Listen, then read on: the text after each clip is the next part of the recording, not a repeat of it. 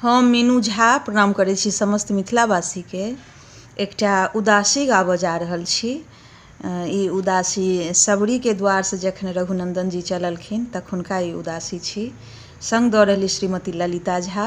कोशिश करै छी सब गोटे के नीक लागे। धन्यवाद। जय मिथिला, जय मैथिली।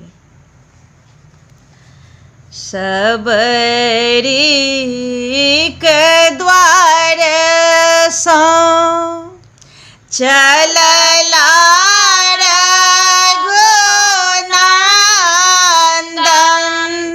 चलला रघुनंदन,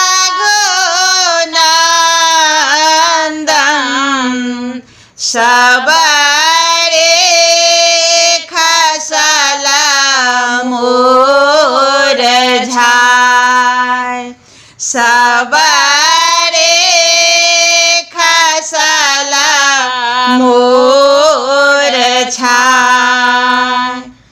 कल जोरी मिनती, कल जोरी मिनती करै छी रघुनंदन,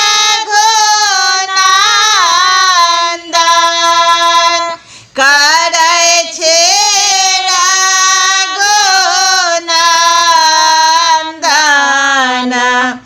नयना सझराए नोर, नयना सझराए नोर। अनधन भूषण बसन नाहि हमारा, बसन